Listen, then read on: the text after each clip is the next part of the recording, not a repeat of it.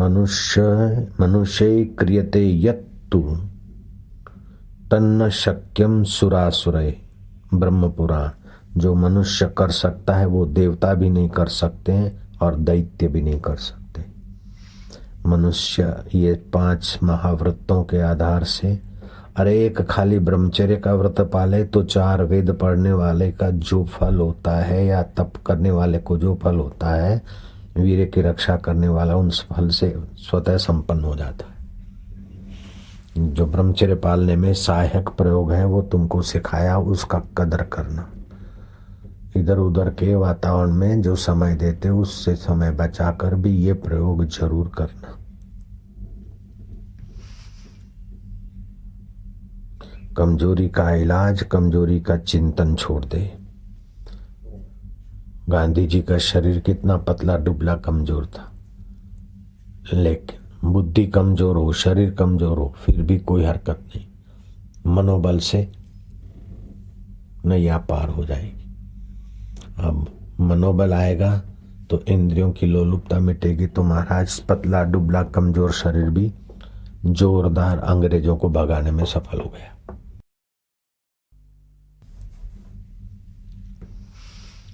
जिसको कर्म करने की रुचि है वो उसके हृदय में उदारता आ जाए, बिना स्वार्थ के कर्म करे तो वो भगवत सुख आने लगेगा। जिसकी भावना है उसमें आत्मीयता आ जाए भगवान के प्रति, सब में भगवान है, तो उसको भगवत रस सहज में आएगा। जिसकी बुद्धि की विशेषता है वो संयम और स्वाधीनता का आश्रय लेकर आत्म सुख से, यही ब्रह्म ज्ञान के सुख से संपन्न हो जाएगा। ज्ञान प्रधान व्यक्ति को आत्मा अनात्मा का विचार करके भगवत सुख पा लेना चाहिए। कर्म में रुचि वाले व्यक्ति को उदारता का सद्गुण भर के कर्म संसार की भलाई के लिए करके अपना भगवत सुख पा लेना चाहिए। भावना वाले को आत्मीयता, भगवान में आत्मीयता और सभी जनों में भगवत सत्ता है इसका चिंतन करके संसार से अनुरक्ति अहंता को बदल देता है। मैं भगवान का हूं, भगवान मेरा है। भक्त अपनी अहंता को भगवान का, मैं भगवान का, भगवान मेरे। और कर्मी अहंता को शुद्ध करता है अनासक्ति के द्वारा, और ज्ञानी अहंता को मिटा देता है कि अहंता कल्पना मात्र है, इंद्रियों की, मन की, भीड़ की बेवकूफी है। अहम बहम जैसी कोई चीज ही नहीं है। आंख ने देखा बेवकूफी करता है, मैंने देखा। मन ने सोचा बोले मैंने सोचा। बुद्धि ने निर्णय किया बोले मैंने निर्णय किया। ये तो सब करणों में हो रहा है। तो ये अहम कल्पोल कल्पित है। जैसे प्याज की परतों से परतें हटा दो तो कुछ नहीं, केले की जड़ को, केले के पेड़ की परतें हटा दो तो कुछ नहीं ठोस। ऐसे ही अहम जैसी ठोस कोई चीज ही नहीं।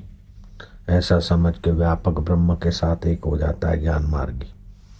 कर्म मार्गी संसार की सेवा करके संसार में व्यापक ईश्वर के साथ अपना औदार्य भरा व्यवहार भाव करके भगवत सत्ता से एकाकार हो जाए। भक्ति वाला भगवत भाव से एकाकार, चाहे भक्ति का रस लो, चाहे औदार्य का रस लो, चाहे अहम ब्रह्मास्मि ज्ञान का रस लो, लेकिन रस ये संसार से के रसों से बचने के लिए भगवत रस जरूरी है। अगर भगवत रस के तरफ नहीं झुकोगे तो संसार का रस काम में, लोभ में, मोह में, नाक की सुगंध में, जीभ के चटोरेपन में गिरा देगा। जिसको जो चीज की आसक्ति ज्यादा हो उस चीज को बांट के खाना शुरू करे। इंद्रियों को ज्यादा पोषो मत। गाने बजाने पिक्चर के सुनने की आदत हो तो भगवत कीर्तन सुनो। चटोरेपन की आदत हो तो भगवान को भोग लगाकर बांट कर फिर खाओ। काम विकार की ज्यादा आदत हो तो अभी जो आसन बताया वो करो। योनि मुद्रा को सकोड़ के बैठे हैं, अभी श्वास बाहर निकालो, मैं कराता हूँ। श्वास बाहर निकालो और योनि को सकोड़ के पेट को अंदर करके जितनी देर हो सकता है श्वास बाहर रखा, मन में ओम हरियमाय नमः जप सको तो अच्छा है। कैसा भी काम ही होगा उसका काम विकार शांत होने लगेगा। 5 विकारों में पहले नाम आता है काम का, बड़ा खतरनाक है, बड़े बड़ों को गिरा देता है। श्वास बाहर निकाले, पेट अंदर रखे, योनि को सकोड़ के ऊपर की तरफ कर दे। जितनी देर श्वास बाहर रहे, पेट अंदर दबा रहे, योनि सकड़ी रहे, उतनी देर ओम हरियमाय नमः हो जाए तो अच्छा है, नहीं तो ऐसे ही बैठे रहो। ऐसा 10 बार रोज करो। कितना भी कामी व्यक्ति होगा काम राम में बदलेगा। बड़े में बड़ा खतरा तो यही है, काम विकार। स्त्रियों को पुरुषों को गिराने वाला महावैरी महाशनु ये काम और क्रोध है। सर्वांगासन करके श्वास बाहर निकाला, योनि मुद्रा के धक्के मारे, फिर बैठ के भी ऐसा करा। 10-5 दिन में कितना भी कामी आदमी होगा फायदा हो जाएगा। कमर सीधी रखें तो अच्छा रहेगा, गर्दन भी सीधी रखें। कुछ लोग ध्यान में गर्दन ऐसी कर लेते तो मन और प्राण शक्ति यहीं जाम हो जाएगी, सहस्त्र सार का विकास नहीं होगा। कुछ लोग ऐसे करके बैठते, इससे थोड़ी स्मृति में तो मदद मिलेगी, लेकिन साधना ही और प्राण और मन की चेतना ही रुक जाएगी। जिनको याद शक्ति की कमी हो वे लोग दिन में 10-5 मिनट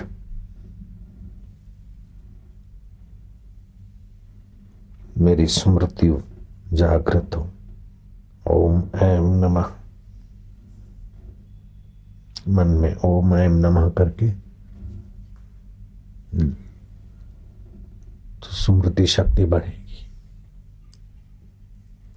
बच्चों को भी सिखाओ तो बच्चों को भी पढ़ने में कम मेहनत पड़ेगी और अच्छे मार्क से उत्तीर्ण होंगे। बच्चों के लिए तो जो मत्था टेक कार्यक्रम है उनको तो जरूर कराओ, उनसे बच्चे धीर गंभीर बुद्धिमान होंगे। जरा जरा बात में जो चिढ़ जाते या कभी नपास होने पर कुछ खा लेते या भाग जाते आत्महत्या करने के लिए या किसी के प्रभाव में आ जाते, वे सब बच्चों के दोष दूर हो जाएंगे। सारस्वती मंत्र और वो प्रयोग मत्था टेक कार्यक्रम में सारस्वती मंत्र देता हूँ तो सभी बच्चों को कराता हूँ, और वे बच्चे बदले हुए माँ बाप को जब मिलते तो माँ बाप मेरे पर बहुत बहुत श्रद्धा करते, मेरे को भगवान मानने लगते। मैं तो कहता हूँ वो भी भगवान है, सभी भगवान है, खाली मैं ही भगवान हूँ ऐसी बात नहीं। भगवान के सिवा कुछ ही नहीं है, लेकिन अभागे विकारों के कारण अपने भगवत तत्व को जानते नहीं। Every man is the god but playing the fool. सब भगवत स्वरूप है, लेकिन विकारों के कारण मूर्खों की नाई भटक रहे, दुखी हो रहे।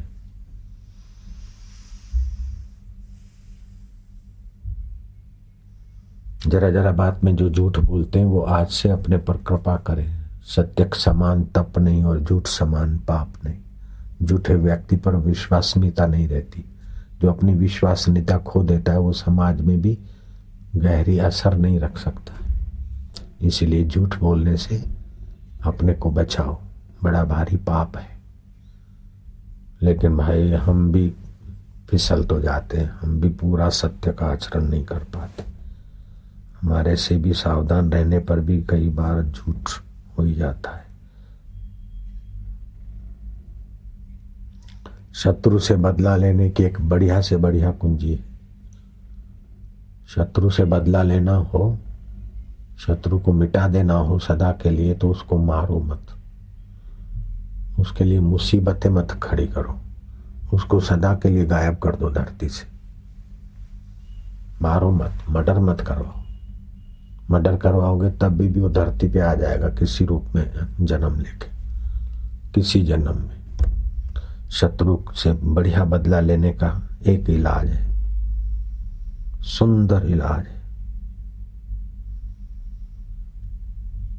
सर्वोत्तम उपाय है कि शत्रु जो तुम्हारे दोष बताता है वो अगर तुम्हारे में दोष है तो उन दोषों को उखाड़ के फेंको। शत्रु पर विजय हो जाएगी आपकी।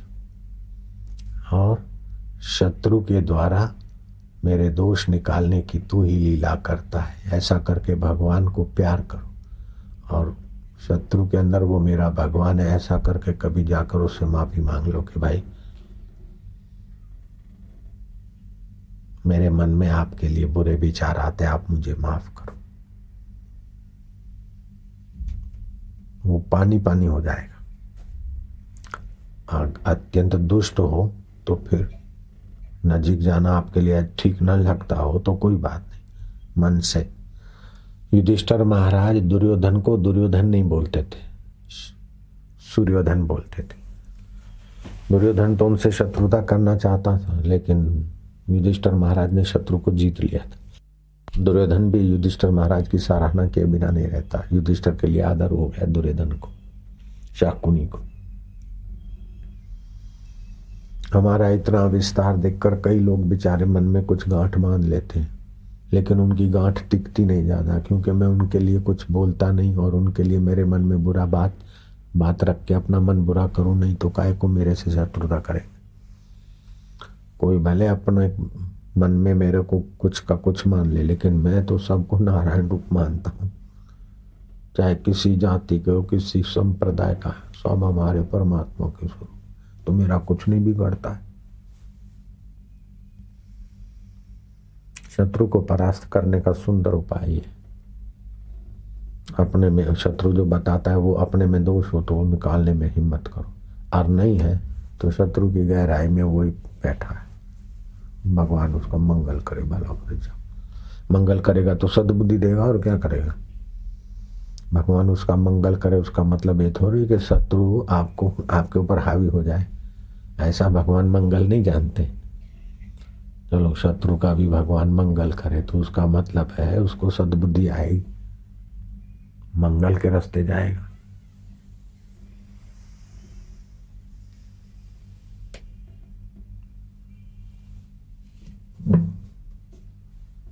सुख आ जाए तो सुख में वियोग का मजा लो कि सुख भी जाने वाला है बेटा, तू कितना रहता है हम जानते, चलो तेरे को बांटेंगे। तो सुख आए तो उसको उसके वियोग का मजा लो, और दुख आए तो उसके वियोग का मजा लो कि दुख तो आया है तो तू जाने वाला है, कितना रहेगा। जब सुख को पकड़ रखते तो भी नहीं रहता तो तू कैसे रहेगा, तू तो जाने वाला है।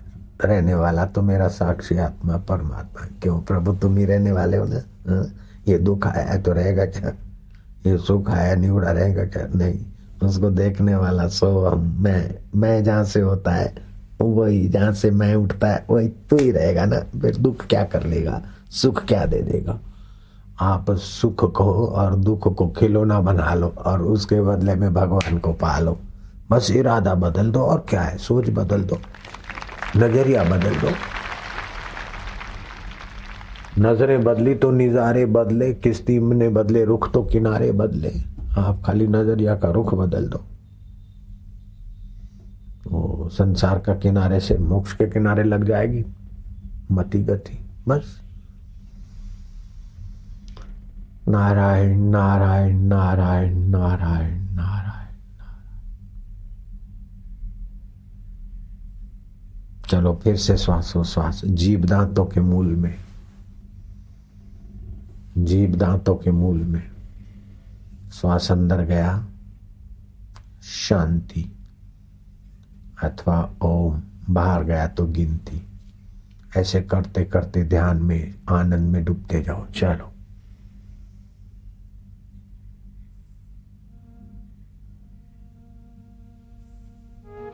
आनंद है, प्रभु तेरी जय हो।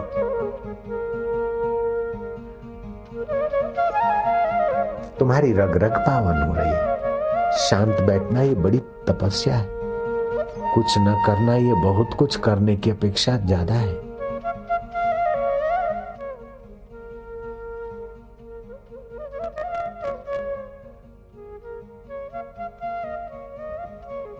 भीतर से ऊपर उठते जाने की भावना करो।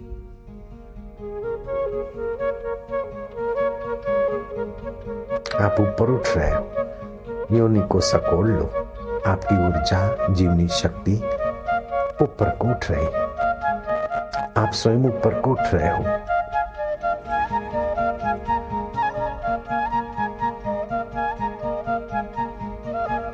हृदय कमल खिलता है, ऊर्जा ऊपर आई, उल्टा सा हृदय कमल था।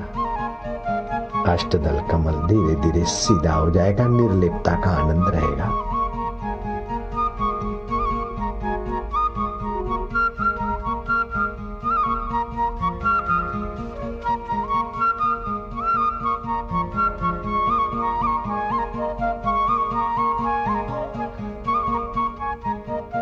आपकी जीवनी शक्ति, ऊर्जा, प्राण चेतना नीचे के केंद्रों से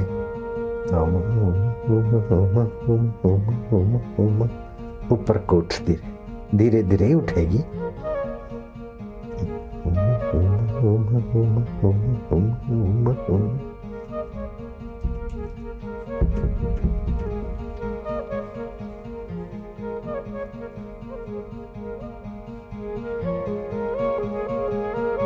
हृदय कमल खिला, आनंद, माधुर्य,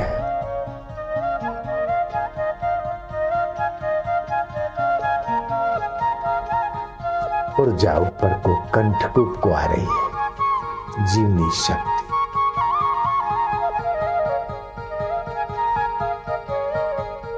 कंठकूप की शुद्धि हो रही है।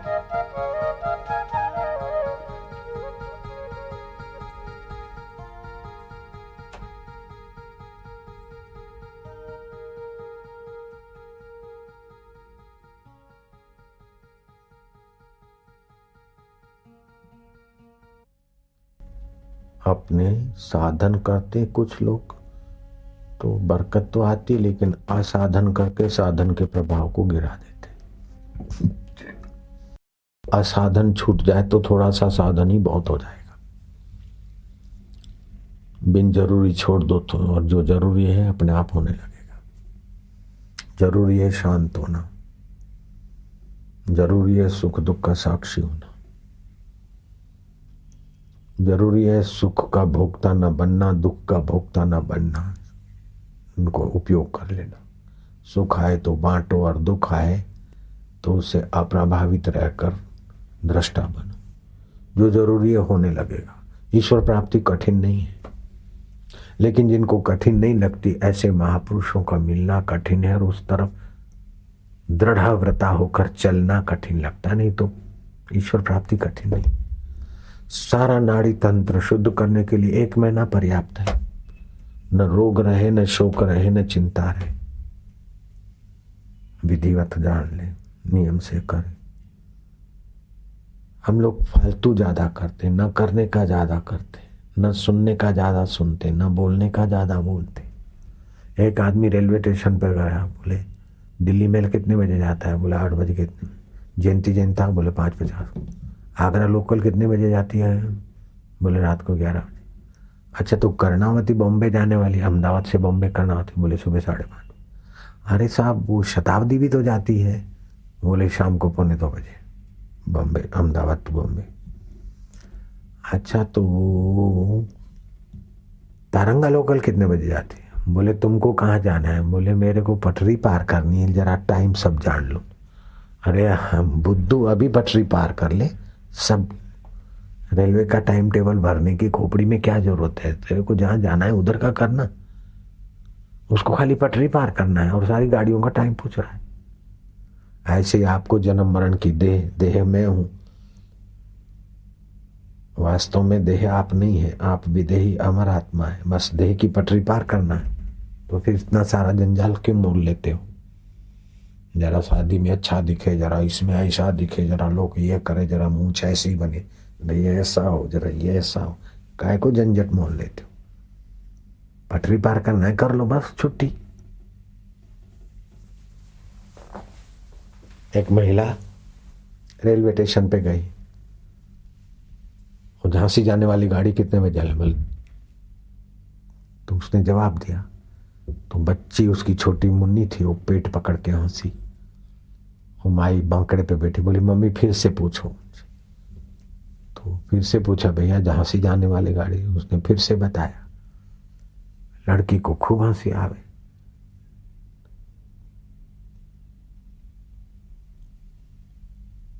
दिल्ली से झांसी जाने वाली गाड़ी कितने बजे उठती?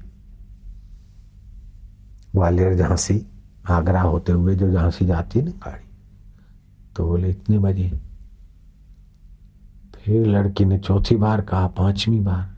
उसने पांचवी बार बताकर एकदम झुमिलाया। तो लड़की कहती है भैया अब एक बार तो कह दो। तो 10:17 कितनी बार कहेंगे? बोले बस इसी कारण मैं बार बार पूछती हूँ भैया, मेरा खून बढ़ रहा है, मजा आ रहा है जरा। 10:17। तो बच्ची तो न 10 याद रखा न 17 याद रखा, लेकिन उनको दे उसने अपना मजा ले लिया। ऐसे आप जगत का कुछ याद न रखो, ये जगत की लीला है, लीलाधर की कोई गुरु कोई नहीं, यही मौज है इसकी, मौज मारो। ये ऐसा है, वो ऐसा है, वो ऐसा है, नहीं तुम अपना सार सार ले लो। 10:17 हो गई क्या? मुन्नी ने तो उसका और 17 पकड़ लिया। 10 याद नहीं रखा, लेकिन उसका जिससे उसको मजा आया। बच्चे को, बच्चे बड़े मनोवैज्ञानिक है, उनको जहाँ सुख और मजा आता है या समझने योग्य होता समझ, बाकी का मुंह फेर लेते। ऐसे आप भी मुंह फेर लो, इधर क्या हुआ उधर क्या, आपके काम का उतना कर लो, बाकी का मन तू राम भजन कर जग मरवा दे, लड़त मरत ता को लड़वा दे, तू राम भजन कर। सब लोग ऐसा करे, आग्रह क्यों करता है? सबकी अपनी अपनी मति है, अपनी अपनी गति है, अपना अपना रुचि है, अपनी अपनी योग्यता है। जितने करते करते, बाकी तो चलता फिर। और क्या करना है? तू तो अपने परमात्मा में गोता मार। अगर मैं भी ऐसा होता तो वो बच्ची मेरी भी सत्संग की बड़ी मजा लेती। नारायण नारायण। सदैव प्रसन्न रहना ईश्वर की सर्वोपरि भक्ति है। उदास खिन्न चित्त चिंतित मोहताज लाचार काहे को? जैसे भी मजा आ जाए चल पड़ो बस। पृथ्वी का केंद्र बिंदु है ये उज्जैन। जैसे पूर्व काल में सांदीपनी ऋषि आए और यहाँ अकालग्रस्त लोगों ने उन्हें प्रार्थना की और वे महाकाल की उपासना करके महाकाल को प्रसन्न किए। और महाकाल ने कहा अब उज्जैनी में अकाल नहीं पड़ेगा। तब से उज्जैन के इर्द गिर्द वृष्टि की कुछ न कुछ करुणा कृपा रहती है। ये महापुरुष कई विद्याओं में निपुण थे और भगवान श्री कृष्ण ने उनसे ये विद्याएं पाई थी। मालवा सर्वे देश भूषित मालवेश, सर्वे विज्ञान भूषिता मालवे ही, सर्वे धर्म आश्रिता मालवे ही, सर्व विद्या आश्रिता मालवे ही। सभी देश मालववासियों से भूषित हैं, क्योंकि सभी देशों में गीता का ज्ञान देने वाला विद्यार्थी और विश्वनीयता भगवान सांदीपनी ऋषि को गुरु पद पे आसीन करके मालवा में रहे थे। मालवियों को ये गौरव प्राप्त है। ये सारा गौरव मालवियों के हिस्से जाता है। सभी देश मालवासियों से भूषित हैं, सभी विज्ञ जन मालवीय वासियों से शोभित हैं, सभी धर्म मालवीय वासियों से आश्रित हैं और सभी विद्याएं मालवियों के द्वारा आश्रित हैं। सांदीपनी योग विद्या में, शास्त्र विद्या में और रहस्य विद्या के बड़े अच्छे ज्ञाता थे। और फिर उज्जैन में ये महाकाल, आकाशे तारकम लिंगम पाताले तारकेश्वरम। आकाश में तारा रूपी लिंग है और पाताल में तारकेश्वरम। मृत्युलोक के महाकालम दृष्ट्वा मोक्षम आपनुयात। मृत्युलोक में उज्जैनी में महाकाल के दर्शन चिंता से मुक्ति और जन्म मरण से मुक्ति देने का भी सामर्थ्य रखते हैं, क्योंकि यहाँ सत्संग सुलभ हो जाता है।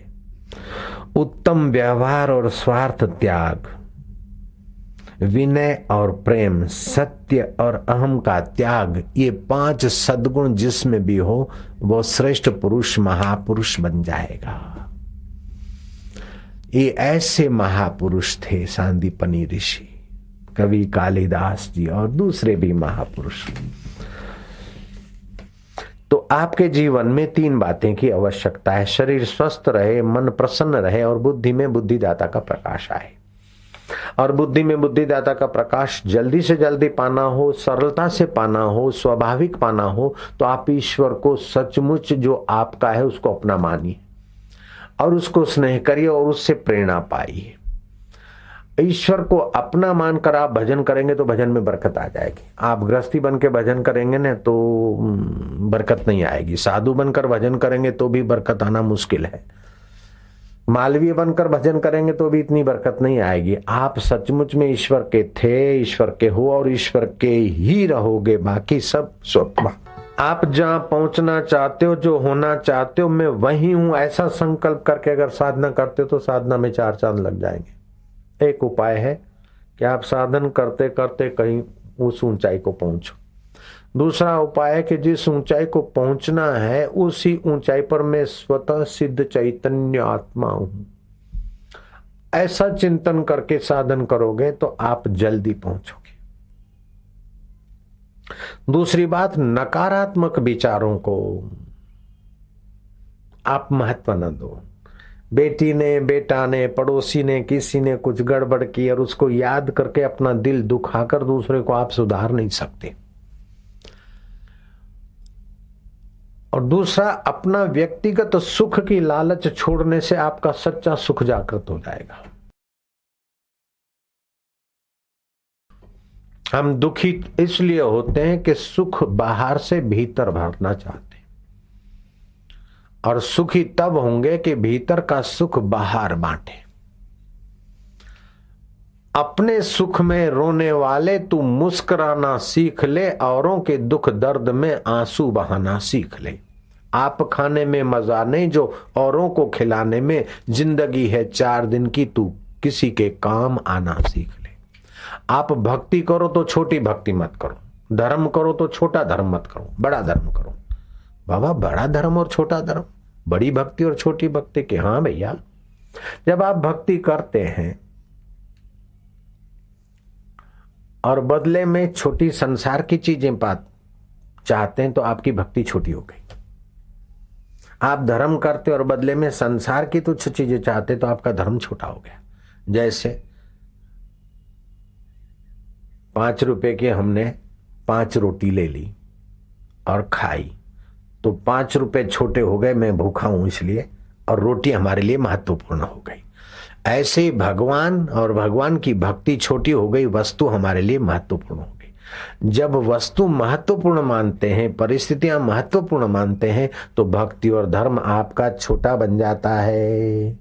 जब वस्तु और परिस्थितियों को महत्व न देंगे, परिस्थितियां तो आएगी और जाएगी, लेकिन परिस्थितियों का जो दृष्टा असंग परमात्मा है वो मेरा आत्मा है। खून पसीना बाता जा, तान के चादर सोता जा, ये किस्ती तो हिलती जाएगी, तू हंसता जा या रोता जा। भगवान कृष्ण ने अपने प्रिय औद्धव को उज्जैनी ब्राह्मण की कथा सुनाकर भागवत में एक ऐसा प्रकाश फैला दिया।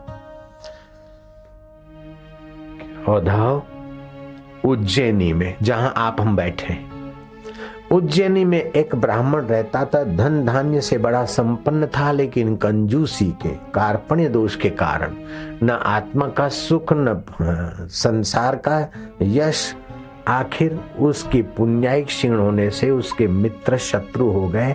राज्य ने और अधिकारियों ने उसको घेरे में डाला और उसका धन छीन दिया। कुछ लुटेरों ने लूट लिया और वो वृद्ध ब्राह्मण कहीं का न रहा और कुटुंबी मुख मोड़ने लगे। श्रीमद् भागवत की कथा है, श्री कृष्ण सुना रहे हैं औद्धव को। फिर उस ब्राह्मण ने तनिक विचार किया कि अब क्या करूं। जब आदमी शांत बाहर से ठोकर खाता है और बाहर का तुच्छ वस्तुओं का आश्रय एकाएक चला जाता है तो निराश्रित हो जाता है, तो फिर भगवत आश्रित होने में उसकी सद्बुद्धि जाग जाती है। मैं क्या करूं? कोई चारा नहीं। जो मेरे को खुशामद की नजर से देखते थे वो हीन नजर से देखे, क्या करूं। उसे सतप्रेरणा मिली और उसने संन्यास ले लिया। संन्यास तो ले लिया, लेकिन उसके विरोधी जो कभी दान पुण्य नहीं करता था, कुटुंबियों का पोषण भी करकसर से कंजूसी से करता था, धन जमा किया, तो सब ने उसके पतन अवस्था के कारण सब ने कसर निकालना चाहा कि अब देखो धंधा कर लिया, कमाई का दूसरा जरिया खोज लिया, साधु के कपड़े पहन लिए, ऐसा है वैसा है, रामखोर है, मुफतिया है। वो जब बोलते तो वो सत्संग के द्वारा सोचता था कि ये सत्संग में हमने सुना है कि कोई कटु शब्द बोलता है तो ये मुझे बोलता है, ये बेवकूफी मत करो, मेरे दोषों को बोलता है अथवा इस शरीर को बोलता है, मैं उसको देखने वाला परमात्मा का अविभाज्य अंग हूं। इस प्रकार ब्राह्मण ने सत्संग का आश्रय लिया। घर वालों से लताड़े गए, समाज से लताड़े गए, राज्य सत्ता ऑफिसरों से लताड़े गए, चारों तरफ दुख होने के बाद भी सत्संग ने उसे निर्दुख बना दिया।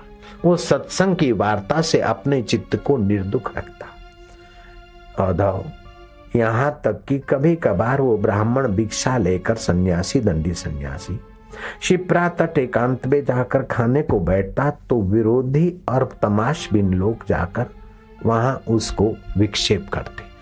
वो जब खाता तो वहां अधोवायु छोड़ते, शरीर से बमबाजी करते, चने की दाल खा के शरीर फटाकड़ा फोड़ता ऐसे फटाकड़े फोड़ते, अधोवायु छोड़ते।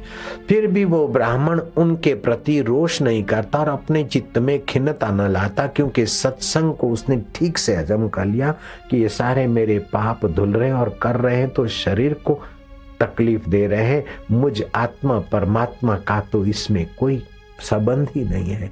ये शरीर पहले मेरे पास नहीं था और बाद में भी नहीं रहेगा, तो अभी इसका मान और अपमान ये मेरा नहीं है, ये पंच भौतिक शरीर का है। मेरा तो प्रभु तू ही है और उनके अंदर भी तू ही है। प्रेरणा देकर मेरे पाप नाशिनी विद्या तेरी है प्रभु। इस प्रकार अपने आत्म प्रभु को वो स्नेह करता था। बीच विघ्न और मुसीबतों के बीच भी औधव उस ब्राह्मण सन्यासी ने मुझ परमेश्वर स्वरूप में विश्रांति पाने की कला सीख ली थी। सत्संग धनहीन, सत्ताहीन, यशहीन, विघ्न बाधाओं से घिरे हुए ब्राह्मण ने कभी नकारात्मक विचार नहीं किए। सभी विचारों में, सभी परिस्थितियों में सकारात्मक रवैया अपनाने से उसका चित्त मुझ परमेश्वर की चेतना से संपन्न होने लगा। क्या आप कि जीवन में उस ब्राह्मण से ज्यादा तकलीफ है क्या? शबरी के दुख और कष्टों के आगे तुम्हारा दुख कष्ट क्या माना रखता है? मीरा के विरोध और मुसीबतों के आगे तुम्हारा विरोध और मुसीबत क्या माना रखता है? मेरे गुरुदेव को जो कष्ट सहने पड़े और मुसीबतों के बीच से गुजरना पड़ा, तुम्हारे कष्ट उसके आगे क्या माना रखते? और मुझे जहां से कष्टों से, विघ्नों से, विरोधों से, मुसीबतों से गुजरना पड़ा, उसके आगे आपका न विरोध है न उतना कष्ट है, फिर भी हम मुस्कुरा के मददगार के आश्रय चल पड़े और बहुत कुछ मिल रहा है, तो आप खाली काहे रहित हो, चिंता काहे करित हो। चिंता से चतुराई घटे, चिंता से चतुराई घटे। अपने मन को सिखाते रहना। घटे रूप और ज्ञान, घटे रूप और ज्ञान, चिंता बड़ी अभागिनी, चिंता बड़ी अभागिनी, चिंता चिता समान, चिंता चिता समान। तुलसी भरोसे राम के, निश्चिंत होई सोए, निश्चिंत होई सोए। अनहोनी होनी नहीं, अनहोनी होनी नहीं। होनी होए सो होए, होनी होए सो होए। क्या होगा? हो के क्या होगा? बहुत बहुत तो मर जाएंगे, धंधा नहीं चलेगा, क्या करे, भूखे मरे, मर जाएंगे। तो खा खा के कौन अमर हो गया है? जितना ज्यादा खा खा के बीमार हुए और मरे, उतना कम खाने वाले जल्दी नहीं मरते। इसलिए चिंता नहीं, चिंतन बढ़ाओ। हेच फिकर मत कर्तव्यम, कर्तव्यम जिक्रे खुदा। खुदा ताला प्रसादेन सर्व कार्यम फतेह भवेत। औरंगजेब का भाई दारा शिकोह जब शांति पाने के लिए इधर उधर रहे, सारे शास्त्र कुरान बुरान पढ़ा, जीते जी मुक्ति का अनुभव नहीं हुआ, तो किसी ने कहा कि उपनिषदों पढ़ो, गीता पढ़ो। उपनिषद और गीता पढ़ा और उसको जो शांति और आनंद मिला, आए है मरने के बाद का वायदा नहीं। दिल तस्वीरें हैं यार जब की गर्दन झुका ली और मुलाकात कर ली, वो थे न मुझसे दूर न मैं उनसे दूर था, आता न था नजर तो नजर का कसूर था। उपनिषदों के द्वारा वह नजरिया आ गई, वह माधुर्य आ गया। फिर तो उसने कई उपनिषदें लिखी, अपने हिंदू धर्म की उपनिषदों का आश्रय लेकर फारसी, संस्कृत और उर्दू का मिश्रण करके उसने कई उपनिषदें लिखी।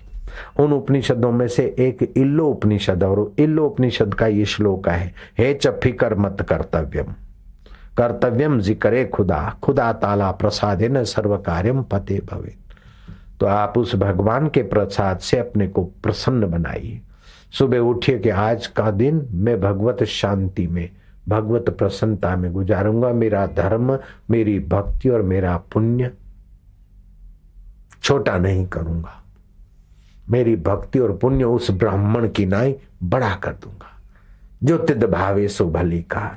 मान होता है तो तेरी लीला है उत्साहित करने के लिए, अपमान होता है तो अहंकार मिटाने की तेरी लीला है, सफलता आती है तो तेरी लीला है, विफलता आती है तो सावधानी की तेरी लीला है।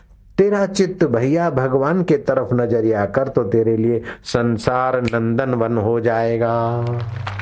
लोग ये चाहते कि मेरे शत्रु मिट जाए फिर आराम से भजन करूंगा, मेरे प्रॉब्लम मिट जाए फिर आराम से भजन करूंगा। कभी नहीं मिट सकते।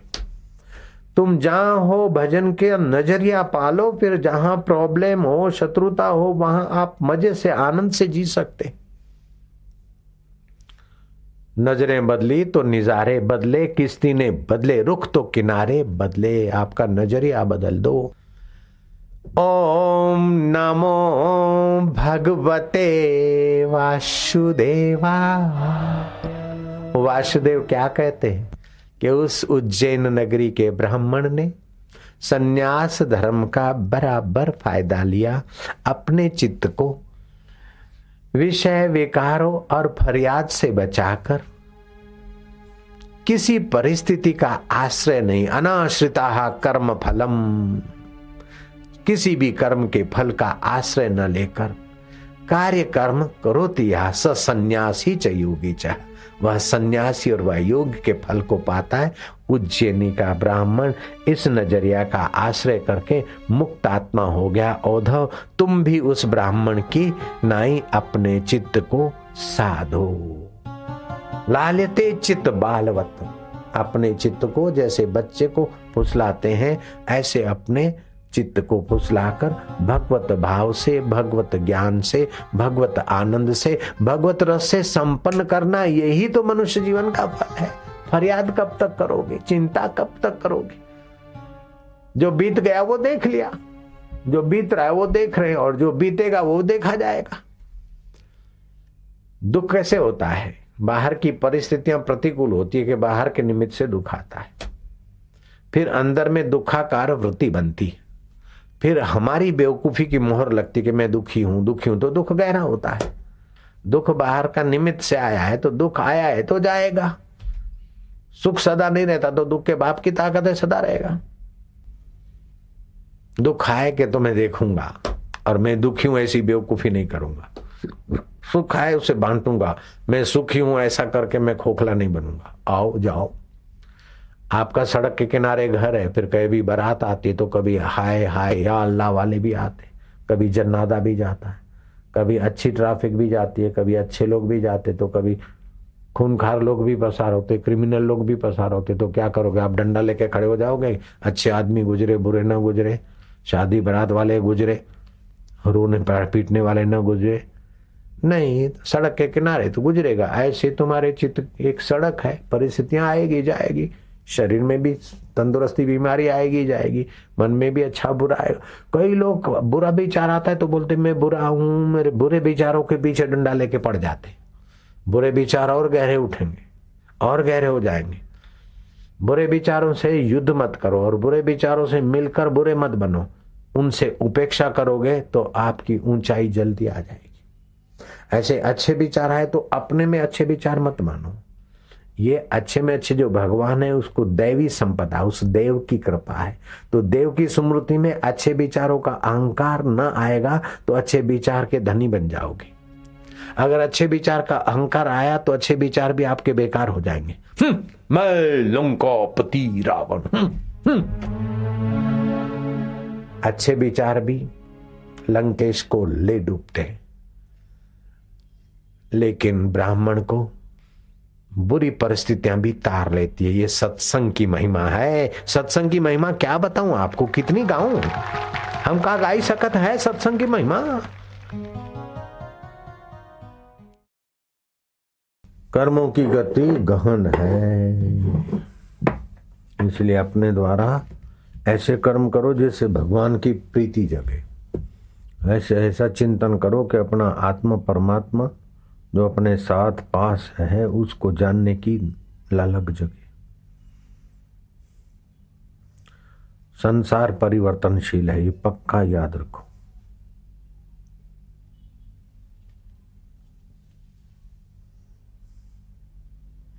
ये परिवर्तन जीवन का लक्ष्य नहीं है, जीवन का लक्ष्य है शाश्वत, ये याद रखो।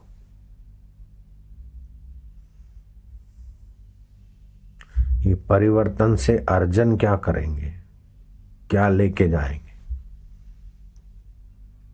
इन तीन बातों का जो सुमरण रखता है उसकी बुद्धि से दोष निकालने में बड़ी मदद मिलती है।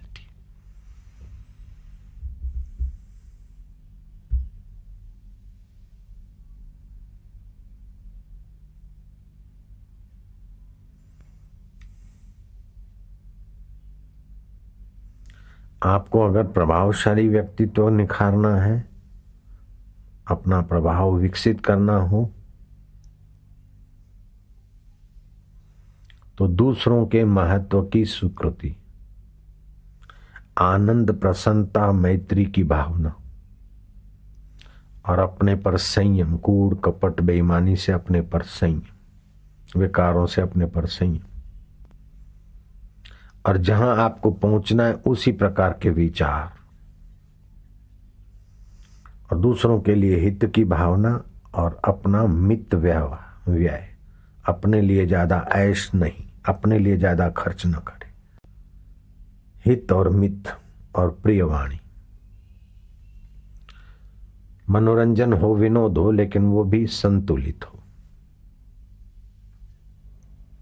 आत्मा परमात्मा को पाने का अमिट उत्साह, बस ये 8 सद्गुण अपने हृदय में भर लो,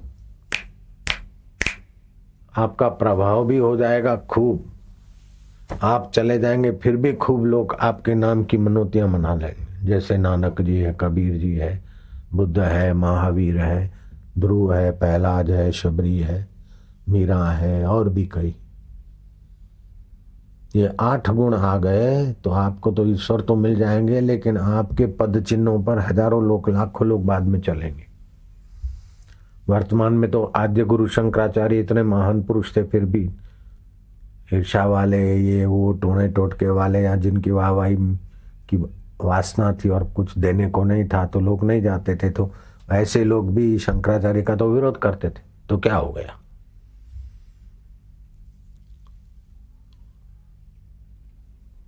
जिसके जीवन में ये 8 चीजें आ गई वो तो धन्य हो गया, उसका कुटुंब धन्य हो गया, उससे मिलने वाले भी धनभागी हो जाते।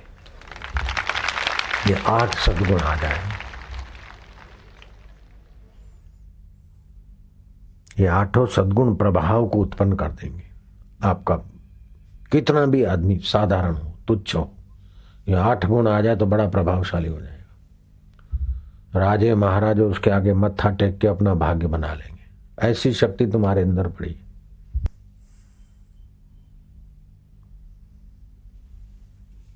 तो क्या करना है कि एक प्रभाव उत्पादक मानवीय व्यवहार, पशु जैसा व्यवहार नहीं, कपट बेईमानी जैसा व्यवहार नहीं, मनुष्य को शोभा दे ऐसा व्यवहार करे, दूसरों के महत्व को स्वीकार भी करे, दूसरों के अंदर भी गुण है उनका विकास हो अपने द्वारा तो अच्छा है, नहीं तो उनका मंगल चाहे अंदर से।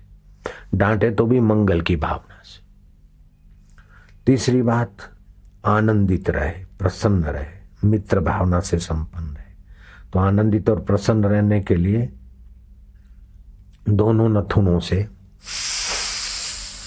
श्वास लिया खूब और पेट भर लिया लेटे लेटे, और फिर मुंह से अशांति, खिन्नता और रोग के कण निकाल दी।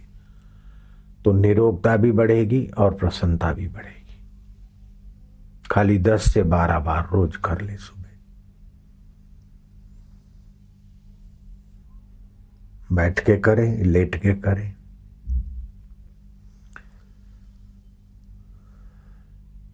आत्म संयम, जो नहीं खाना चाहिए, जो नहीं करना चाहिए, बस उससे अपने को बचाए। तो जो करना चाहिए वो अपने आप होने लगेगा। और अपना उद्देश्य है, ईश्वर मुझे अपने आत्मा परमात्मा को पाना है।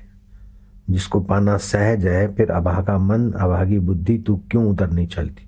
और जिसको पाए बिना दुर्भाग्य का अंत नहीं होता, और जिसको पाने से कोई कमी नहीं रहती, तो उसको पाले ना। ऐसा अपने मन को समझाए। ये बना लिया, ये बना लिया, जैसे हाथी दलदल में एक बार चला गया, जूं निकलने की करे त्यों फंसता जाए। जरा वो मिलकर कर लूं, जरा ये कर लूं, जरा वो कर लूं, जरा ये ठीक कर लूं। तो अपने को बेठीक करके तेरा ठीक किया हुआ तो एक झटका आएगा मृत्यु का, तो सब बेठीक हो जाएगा। जो छोड़ के मरना है उसके पीछे कब तक मरता रहेगा। और जो कभी नहीं मरता उसका अभाव और उसका अनादर कब तक करेगा। अपने मन को ऐसा समझावे तो पथोन्मुखी विचार हो जाएंगे। फिर हित कर, मित और हित नियंत्रित, अपने व्यक्तिगत के लिए खर्चा, और स्वास्थ्य के और लोगों के हित का व्यवहार और प्रिय वाणी आपके हृदय को उन्नत बना देगी। संतुलित मनोरंजन, मनोरंजन हो लेकिन उस मनोरंजन की लिमिट हो, नियंत्रित हो। आत्म साक्षात्कार के लिए अमिट उत्साह। जब तक परमात्मा का साक्षात्कार नहीं हुआ तो अभी क्यों नहीं हो रहा है, कैसे पाऊं प्रभु को, उत्साह से अपने लगा रहे।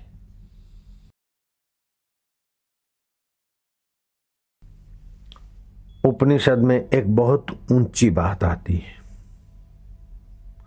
पतिम पतिनाम परम परस्तात। पतियों का भी वो पति श्वेताक्षर उपनिषद में आता है। वो ईश्वरों का भी ईश्वर है,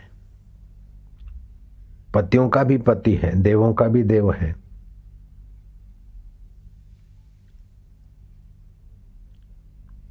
उसको हम जानते हैं। बोलिए, देवों का देव, ईश्वरों का ईश्वर, पतियों का पति, उसको हम जानते हैं। उपनिषद में ऋषि कहता है, श्वेताक्षर उपनिषद 6 और 7 में आता है। ये ब्रह्म यज्ञ है, बहुत ऊंची बात है।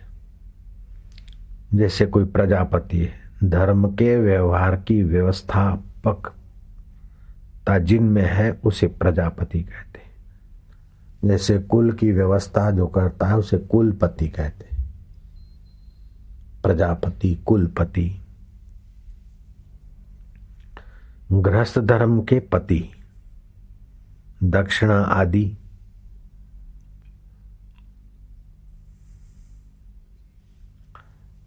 देनी चाहिए, ये नहीं देना चाहिए, इसको ये करना चाहिए, पति संकेत करे कि ये करे, वो कुल गृहस्थ धर्म के पति। सन्यास के पति है यति, ऋभु आदि। ऋभु मुनि यति के सन्यास में कैसा होना चाहिए उसके वो मूर्तिमांत ऋभु आदि। भक्ति के पति है नारद जी, भक्ति कैसी करनी चाहिए, भक्ति में भाव कैसा होना चाहिए। वैदिक धर्म अनुष्ठान के पति है वशिष्ठ महाराज।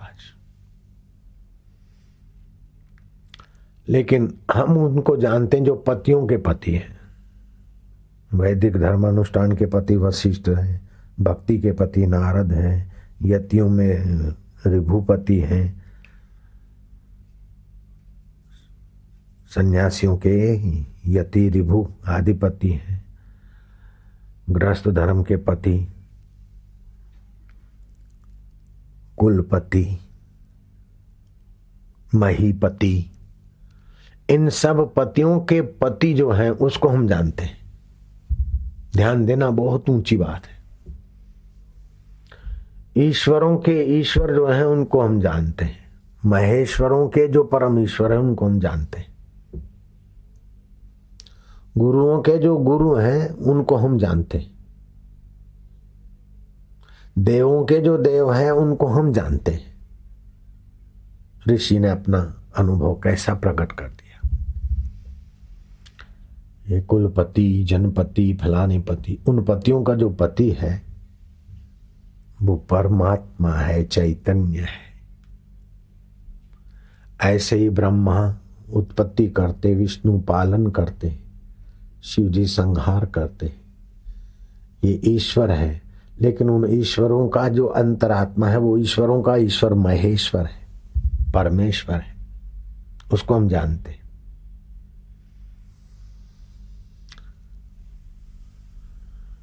इंद्र देव है, अर्यमा देव है,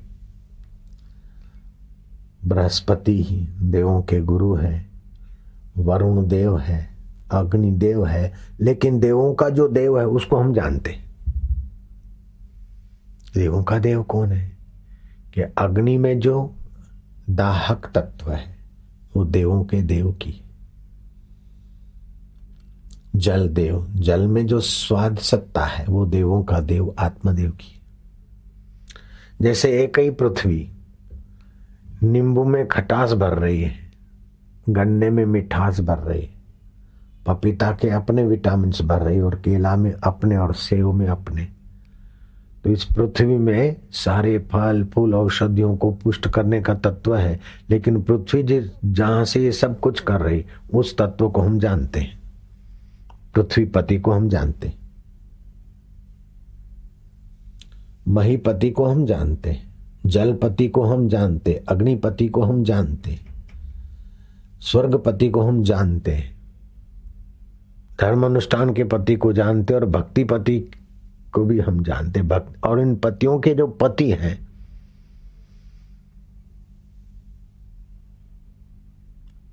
वो हमारे मन के पति होकर बैठे हैं, बुद्धि के पति होकर बैठे हैं, विचारों के पति होकर बैठे। बोले मैं तो मर जाऊंगा। तूने अपनी मौत कभी देखी है क्या? दूसरों की मृत्यु देख देख के मानता है कि मैं मर जाऊंगा, लेकिन दूसरों की मृत्यु भी तूने नहीं देखी। दूसरों के शरीरों की मृत्यु देखी है, दूसरे भी नहीं मरते। मैं दुखी हूं, तो कितना दुखी है? कि मैं बहुत दुखी हूं। कितने दुख है तेरे? अरे बहुत दुख आए। तो कितने दुख आए? तो कौन से दुख ने तेरे को छीन लिया, ले लिया? दुख आए और चले गए। ऐसा कोई दुख बता जो तुझे लेके चला गया हो। लेके गया कोई दुख तेरे को? किसी दुख ने तेरे को खा लिया क्या, हड़प कर लिया क्या? ऐसे ही सुख भी आए। कौन सा सुख तुझे निगल गया? बोले तो मुझे पता नहीं, तो मैं कुछ जानता नहीं। तू नहीं जानता है, न जानने को भी जान रहा है ना, वही तेरा पतियों का पति है।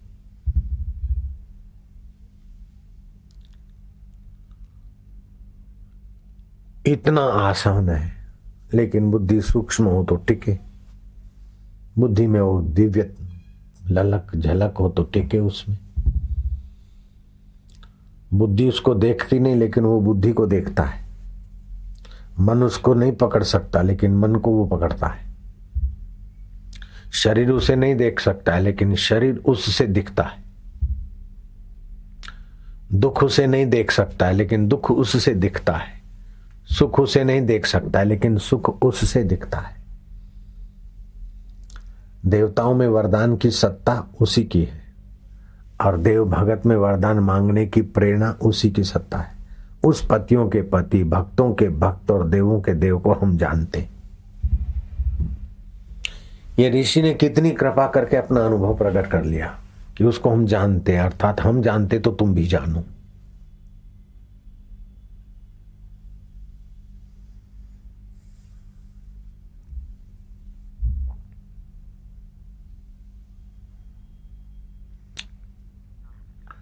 पलटू हम मरते नहीं, साधो करो विचार, हम ही कर्ता के कर्ता, हम ही सिरजनहार। हम मरते नहीं, और ये मन बुद्धि शरीर जो करता है उन कर्ताओं के कर्तार हम हैं। तन के कर्तार हम हैं, मन के कर्तार हम हैं, बुद्धि के कर्तार हम हैं। हम मरते नहीं है, शरीर मरता है, मन की वृत्तियां मरती है, बुद्धि के निर्णय बदलते, अहंकार की परिस्थितियां मरती है, लेकिन हम वही के वही हैं। पलटू हम मरते नहीं, साधो करो विचार, हम ही कर्ता के कर्ता, हम ही सिरजनहार, हम ही सर्जनहार है। जिसको ईश्वर बोलते हैं, भगवान बोलते हैं, निर्दुख बोलते हैं, अगर पूरा गहराई से विचार करो तो वो तुम्हारी ही बात है, वो तुम ही को बोल रहे। जिसको आत्मा परमात्मा कहते हैं वो तुम्हारे को ही तो कहते हैं, लेकिन तुम शरीर को मैं मान के गलती कर लेते हो। डिजो छाजेलाता, सुसो छाजेलाता, जरी जरी गाल में डप डप डप। भय है तो मन में है, मैं उसको देखता हूं, भय को उखाड़ फेंको। चिंता है तो मन में है, चिंता नहीं थी तभी हम थे, और चिंता आई तभी हम है, और चिंता चली जाएगी तभी हम रहेंगे।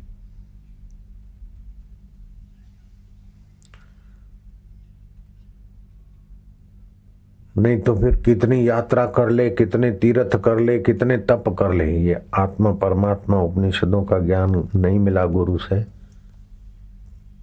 भटक मुआ भेदू बिना। उस भेद को, रहस्य को जानने वाले गुरु की कृपा के बिना भटकता रहेगा। फिर चोरी करके सुखी होगा तो अरे और बदनामी होगा। चोरी के धन से किसी को सुख और इज्जत मिली क्या? कपट पाप है, पाप जिसका पाप उसी का पाप।